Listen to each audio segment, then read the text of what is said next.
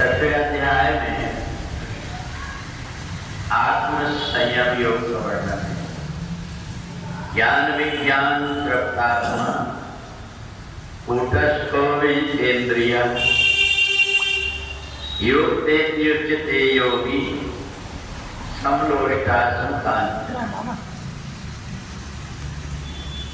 शरीर 5 कर्मेंद्रिय और 5 ज्ञानेंद्रियों से बना हुआ है। जिस व्यक्ति को वास्तविक ज्ञान हो जाता है वो संसार में जीने की कला सीख लेता है। जब एक इंद्रियां मन को अपनी तरफ खींच करके अपने मन का करने लगती है तो व्यक्ति का संयम बिगड़ जाता है और वो कब कहां जाकर के पतन हो जाए उसका कोई ठिकाना नहीं रहता। परंतु जब बुद्धि इन इंद्रियों को खींच करके अपने नियंत्रण में रख लेती है तब उस जीवात्मा का भवसागर से कल्याण हो जाता है।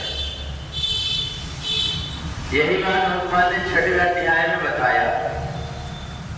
इंद्रियों का जो गुलाम हो गया उसको जन्म और मरण के चक्कर में पड़ना पड़ता है और इंद्रियों को जिसने जीत लिया वो अपनी मर्जी से शरीर त्यागने के बाद पुनः लोकों में पहुंच जाता है। इसलिए इसके लिए संयम करना पड़ता है। जैसे कोई मैला कपड़ा रहता है उस मैले कपड़े को धो करके साबुन सर्फ लगा करके हम साफ कर लेते हैं और उसी कपड़े को प्रेस करके व्यवस्थित कर देते हैं। परंतु जब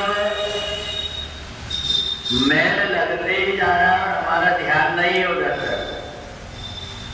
तो फिर वो कपड़ा बहुत मैला हो जाता है। ऐसा ही शरीर भी, जितनी इंद्रियां, इन इंद्रियों को अगर हमने परमात्मा की तरफ लगा दिया तो ये इंद्रियां जैसे साबुन सोडा लगाने से पवित्र कपड़े हो जाते हैं ऐसी इंद्रियां भी पवित्र हो जाती है और फिर परमात्मा की तरफ जाने लगते हैं। इसी जन्म का कोई पुण्य अगर है तो व्यक्ति सोचता है जितना मेरे को समय मिला इतने समय का मैं सदुपयोग कर लूं। इधर उधर भटकते रहता है, उससे अच्छा वो जाकर के सत्संग में बैठ जाता है और वहां जाकर के जो बातें सुनता है इससे उसका जो भाग्य है वो बदल जाता है। और इसलिए बहुत से ऐसे व्यक्ति हैं जो अपने व्यस्त काम में से कुछ समय निकाल करके परमात्मा के सत्संग में लगा देते हैं। उन्हें पता है कि इंद्रियों को पवित्र करने का एक ही उपाय है और वो है परमात्मा की भक्ति। तो इसलिए जो व्यक्ति जितना भी हो सकता है अपनी इन इंद्रियों को ध्यान रख करके इंद्रियों को बुद्धि के अधीन करना चाहता है वो तो कोई न कोई रूप से परमात्मा से जुड़ जाता है। परंतु जो व्यक्ति इन इंद्रियों को खुले छोड़ देता है, विषयों में भटकते रहती है, एक न एक दिन उस व्यक्ति का पतन हो जाता है। इसलिए संसार में रह करके जो व्यक्ति इन इंद्रियों को अपने वश में कर लेता है उसको साथी कहते हैं और जो व्यक्ति इन इंद्रियों को मनमाने ढंग से आचरण करने के लिए छोड़ देता है अर्थात बुद्धि का जिन इंद्रियों पर कोई नियंत्रण नहीं रहता वो इंद्रियां विषयों में जाकर के डूब करके नष्ट हो जाती हैं। और इसलिए आत्म संयम योग में भगवान ने ज्ञान और विज्ञान से तुरंत व्यक्ति बताया। ज्ञान केवल पुस्तक पढ़ने से होता है, विज्ञान कहते हैं अनुभव करके, अपने आप का अनुभव करके जो व्यक्ति कार्य करता है उसको विज्ञान कहते हैं।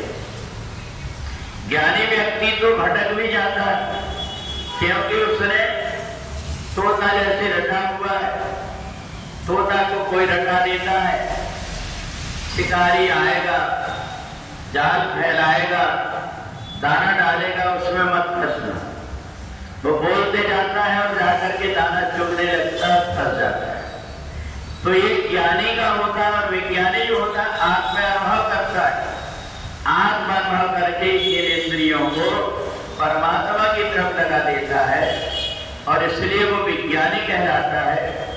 और कुछ करने की आवश्यकता नहीं है, उठते बैठते चलते फिरते जितने भी प्रकार के हम कार्य करते हैं उनके साथ में परमात्मा के नाम को, परमात्मा के ध्यान को जोड़ दो, अपने आप ये इंद्रियां बुद्धि के नियंत्रण में हो जाती है।